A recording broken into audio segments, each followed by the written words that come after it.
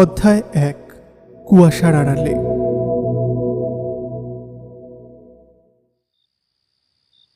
স্থান সোনাগাছি যৌনপল্লী। সময় সন্ধে ৮টা। নমস্কার, আমি ঈশান। আমি সমাজবিজ্ঞানের উপর গবেষণা করছি। আপনি যদি স্বাচ্ছন্দ্য বোধ করেন তবে আমি আপনার জীবন ও অভিজ্ঞতা সম্পর্কে জানতে চাই। বাবু, আমাকে জীবন নিয়ে কি জানতে চান? আমরা তো সমাজের অস্পৃশ্য মানুষ। সমাজ আপনাকে দেখলেও আপনাকে বোঝে না। আমি চাই আপনার কণ্ঠস্বর শোনা যাক। আচ্ছা, কেমন ছিল আপনার শৈশব? শৈশব? ওইটা তো বহু আগেই ফুরায় গেছে। নদিয়া জেলার গায়ের মেয়ে আমি। বাবা ছিল দিন মজুর, মা গেরস্তের বাড়িতে কাজ করত। খুব গরিব সংসার। স্কুলে যাইতে চাইতাম, কিন্তু টাকার জোগাড় হয় না। তাহলে কিভাবে এই পেশায় আসতে হলো? আমার বিয়ের বয়স হয়েছিল মাত্র 14, আর 15তেই বেদবা হলাম। শ্বশুর বাড়ি থেকে তাড়ায় দিল, বাবার ঘরেও জায়গা হলো নি। তারপর এক আত্মীয়ের কথায় শহরে আসলাম চাকরির আশায়, কিন্তু সেই আমায় বিক্রি করে দিল। তখন বুঝলাম গরিব মেয়েদের ইচ্ছা অনিচ্ছার দাম নাই। এই জীবনে অভ্যস্ত হতে কতদিন লেগেছিল? কেউ কি সত্যি অভ্যস্ত হয় বাবু? পেতম খুব কষ্ট হইতো, মনে হইতো মইরা যায়, কিন্তু খিদে তো আর দয়া করে না বাবু। আপনি কি এই জীবন থেকে বের হতে চেয়েছেন কখনো? অনেকবার, কয়েকবার পালাইতেও গেছিলাম, কিন্তু ফিরতি হইছে। সমাজ আমাদের কোনো কাজ দেয় না, কোনো সম্মান দেয় না। দিনের শেষে আমরা শুধুই একটা গরিব মেয়ে, যাদের শরীরের বাইরে আর কিছু নাই। আচ্ছা, আপনার কাছে সমাজ কিভাবে দেখায়? সমাজ আমাকে দেখে না গো বাবু, আমাকে কথাও শুনতে চায় না। রাস্তায় চলতে গেলে মানুষ গা বাসায়, অথচ রাইতে আবার এলে লজ্জা পায়। এই সমাজ চাইলে আমাকে বাঁচাতে পারতো জানেন, কিন্তু ওরা শুধু বিচার করতে পারে। যদি আপনাকে বিকল্প জীবন দেওয়া হয় তাহলে কি করতেন? স্বপ্ন দেখতেই তো ভুলে গেছি অনেক দিন। তবু যদি পারতাম তাহলে ছোট মেয়েদের শেখাতাম কেমনে এই ফাঁদ থেকে বাঁচতে হয়। আপনার কি মনে হয় সমাজ আপনাদের প্রতি অন্যায় করছে? বাবু গো, এই সমাজের নিয়মটাই এমন। যারা উপরে থাকে তারা ঠিক করে যে কে নিচে থাকবে।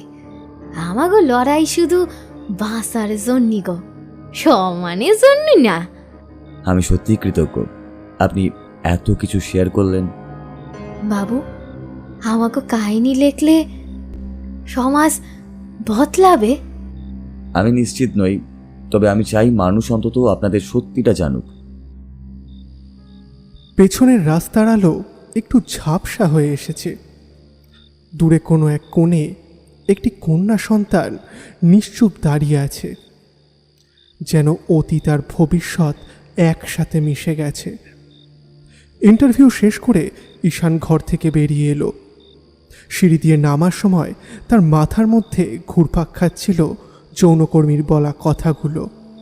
আমাগো কথা কেউ শুনতে চায় না বাবু। এই বাক্যটা কানের মধ্যে বারবার প্রতিধ্বনিত হচ্ছিল। একটা দীর্ঘশ্বাস ছেড়ে সে চারপাশে তাকালো। বাইরে অনেকজন যৌনকর্মী দাঁড়িয়ে আছে। কেউ পান চিবোচ্ছে, কেউ আবার তার কাস্টমারকে বোঝানোর চেষ্টা করছে, আর কেউ চুপচাপ দেয়ালে হেলান দিয়ে বসে আছে। এই জায়গাটা দিনের আলো এরকম, আর রাতে সম্পূর্ণ ভিন্ন। রাতের আধারে এখানে জীবনের অন্য রূপ দেখা যায়, একটা বাস্তবতা যা সমাজ দেখেও দেখতে চায় না। ঈশান পকেট থেকে একটা সিগারেট বার করে ধরালো। যদিও সে নিয়মিত ধূম্রপান করে না, আজ কেন যেন মনে হলো ধোয়ার মধ্যে চিন্তাগুলো হারিয়ে যাক। ধীর পায়ে হেঁটে সে সোনাগাছির সরু গলি পেরিয়ে মূল রাস্তায় এলো। এখানে বাতাস তুলনামূলক পরিষ্কার, কিন্তু মাথার মধ্যে একটা ভারী অনুভূতি রয়ে গেছে। সে হাঁটতে লাগলো। গন্তব্য গিরিশ পার্ক মেট্রো স্টেশন। রাস্তার হলদে আলো আর হালকা কুয়াশার মাঝে পরিবেশটা বেশ সুন্দর হয়ে উঠেছিল। রাত বাড়লেও কলকাতার ব্যস্ততা শেষ হয়নি। এখনও ট্রাম চলছে, কিছু খাবারের দোকান খোলা, কিছু রিক্সাওয়ালা ক্লান্ত হয়ে নিজেদের গামছা দিয়ে মুখ মুছছে। ঠিক সেই সময় রাস্তার ভিড়ের শব্দের মাঝেও ঈশানের কানে এলো এক সুরেলা কণ্ঠ। কোনো এক নারী একলা বসে গান গাইছে। গানটা খুব পরিচিত মনে হলো। একটা পুরনো বাংলা লোকগান, যার সুর বিষাদ মাখা, কিন্তু তাতে এক ধরনের গভীর মায়া লুকিয়ে আছে। তোমার ঘরে বাস করে কারা ও মন জানো না, তোমার ঘরে বসতি করে কয়জন মন জানো না, তোমার ঘরে বসত করে কয়জন, তোমার ঘরে বাস করে কারা ও মন জানো না, তোমার ঘরে বসত করে কয়জন মন জানো না, তোমার ঘরে বসত করে কয়জন। ঈশান একটু থমকে দাঁড়ালো। উৎস খুঁজতে চোখ ঘোরালো চারপাশে। রাস্তার পাশে মেট্রো স্টেশনের একটু আগে ফুটপাতের এক কোণে একটা বেঞ্চে লাল শাড়ি পরা একজন মহিলা বসে আছে। বয়স বেশি নয়, এই 23-24 হবে, কিন্তু মুখের রেখায় অনেক গল্প লেখা আছে। সে আপন মনে গাইছে, যেন কেউ তাকে শুনুক বা না শুনুক তাতে তার কিছুই যায় আসে না। ঈশানের পা অজান্তেই তার দিকে এগিয়ে গেল। পাশে দাঁড়িয়ে সে কিছুক্ষণ শুনল। গানের মধ্যে এক ধরনের বেদনা ছিল, যেন কোনো হারিয়ে যাওয়া স্বপ্নের সুর।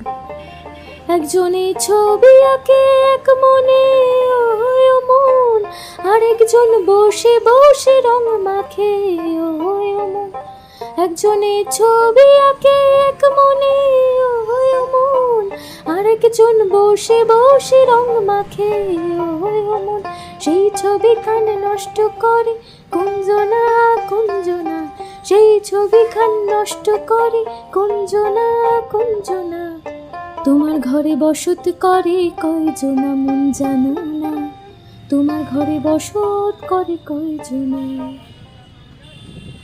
গানটা ভালো লাগলো আপনার? হ্যাঁ, খুব সুন্দর গাইছেন আপনি। সুন্দর? এই শহরে কত কিছুই না সুন্দর আছে। ঈশান কিছু বলার জন্য মুখ খুলল, কিন্তু কোনো শব্দ বেরোলো না। আচ্ছা, আপনি কি এখানেই থাকেন? মহিলাটি ঈশানের কথার ইঙ্গিত বুঝতে পেরে একটু মুচকি হাসল।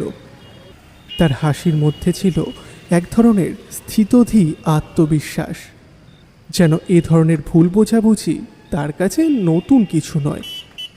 ঈশান খেয়াল করল আশেপাশেই কয়েকজন যৌনকর্মী দাঁড়িয়েছিল, যারা পথ চলতি মানুষদের ডাকছিল। তাদের পাশে দাঁড়িয়ে থাকা এই মহিলাকে দেখে ঈশানের মনে হয়েছিল তিনিও হয়তো সেই একই পেশার কেউ। আমি শ্যামবাজারে থাকি, মেট্রো ধরবো বলে এখানে দাঁড়িয়ে আছি। আপনি? ঈশান এক মুহূর্তের জন্য থতমত খেয়ে গেল। বুঝতে পারল একটা বিশাল ভুল করে ফেলেছে।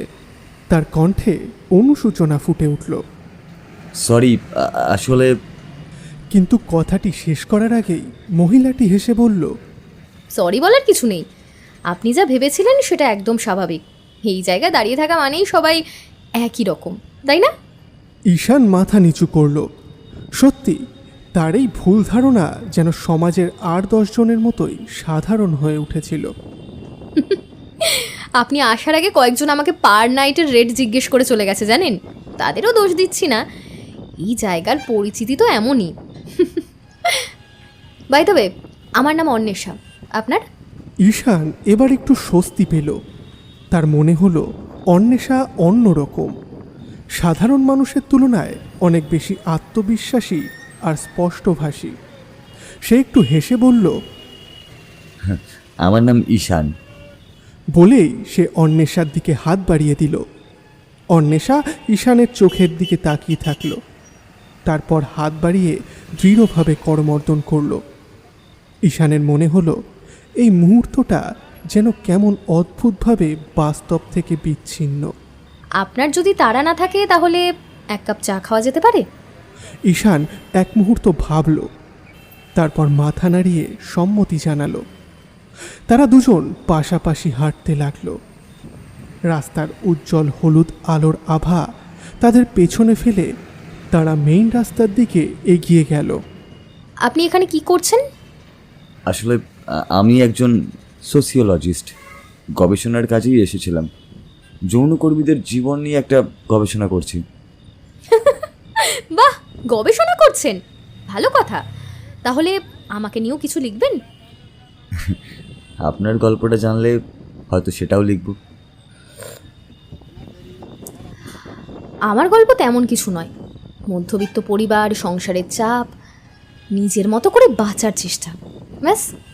ঈশান শুনছিল, কিন্তু তার মনে হচ্ছিল অন্বেষা যা বলছে তার চেয়ে অনেক বেশি গভীর কিছু লুকিয়ে আছে তার জীবনে। আপনি কি করেন? আমি একটা বেসরকারি সংস্থার সঙ্গে কাজ করি,